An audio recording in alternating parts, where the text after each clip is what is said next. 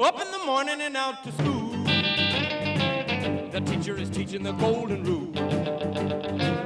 American history and practical math. You study them hard and hoping to pass. Working your fingers right down to the bone. And the guy behind you won't leave you alone.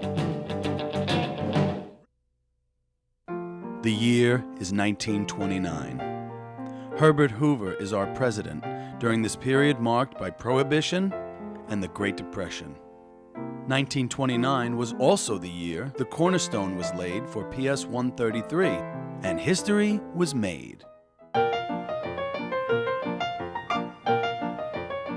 One of our earliest alumni, 1932 graduate Joseph Quaderer, remembers a very different landscape from the Belrose we know today.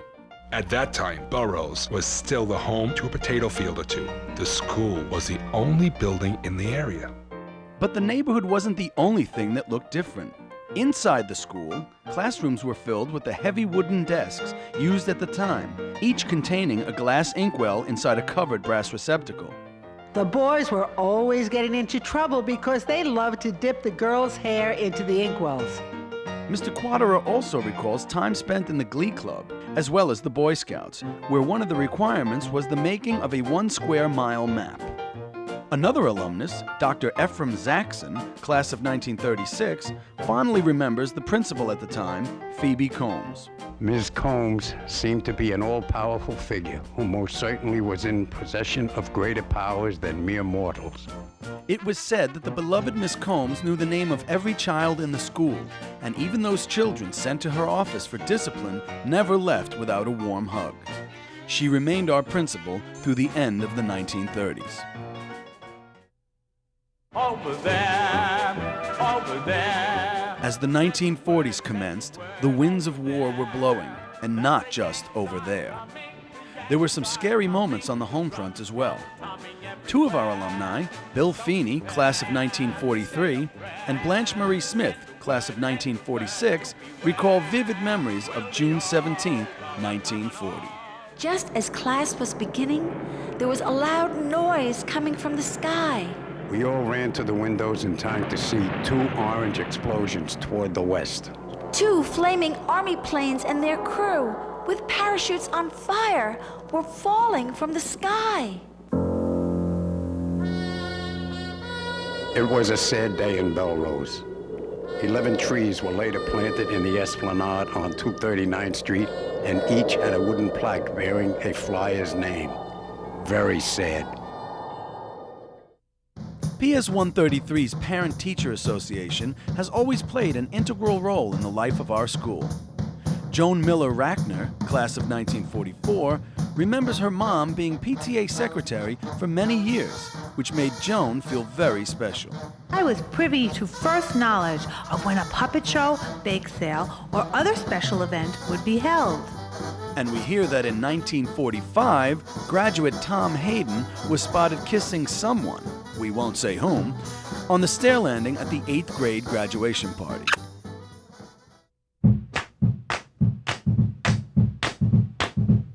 I'm walking, here's the need, I'm talking. Marion Cossin Nicholas and Patricia Biss Ganella, who graduated in 1951 and 1952 respectively, both recall their walk to school. Miss Ganella remembers. When we would start out on the other side of the parkway, there would be 3 of us. But by the time the group crossed the bridge, we would be in the ranks of 10. We would do this 4 times a day, in the morning, back and forth to lunch, and in the afternoon. By the mid-1950s, American suburbs had boomed, and this meant there were more houses and, of course, more children in Belrose. In June 1954, we said goodbye to our last 8th grade graduating class. That ever-strong and passionate class of 54 fondly remembers life at PS 133, and in particular, that the faculty made a very strong impression on them. Alumnus Gail Rizzuto. The teachers were absolutely integral to my experience at PS 133. They were great. Graduate Jim O'Brien has fond recollections of Principal Isidore Glickman, who came to PS 133 in the early 50s, While another 1954 alumnus, Ruth Noel Newser, remembers, well, something else. I started 5th grade, and they had just finished the new gym with the most fantastic-looking gym teacher, Mr. Boroff. And the girls had crushes on him. They didn't mind going to gym at all, and he's one of my fondest memories of PS 133. Through the years, our alumni would look back on the valuable life lessons learned in the classrooms of PS 133. For a few lucky ones, these were lessons they would carry with them throughout their lives.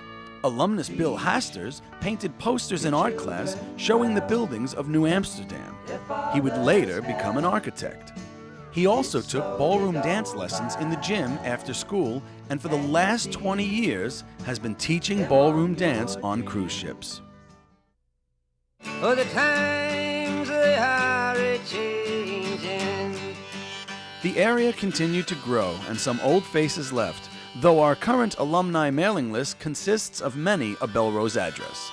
Claudia Piccoli Petricelli, who graduated in 1961, has recently retired after serving as school secretary for the past 8 years. Jackie Mucaria Andrioli graduated in 1972 and now has 2 daughters attending our school. Monique Montfort-Baumann, class of 1976, still recalls the excitement of her first visit to the school library. I'll never forget the feeling the first time I took out a library book because I could read in Mrs. Frankel's class in the 1st grade. Michael Petricelli, who graduated in 1988, recalls the 3rd floor being painted blue and orange, the Mets colors. As the 90s arrived, it was time for changes once again, and Michelle Petricelli recalls being in the last 6th grade graduating class in 1991. PS 133 has kept pace with the many changes in elementary education over the years. In 1997, we opened our doors to our first pre-K class, and our first kindergarten inclusion class began in September 2000, placing general and special needs students in the same classroom setting. We were lucky enough to have our inaugural 1st grade inclusion class in September 2003.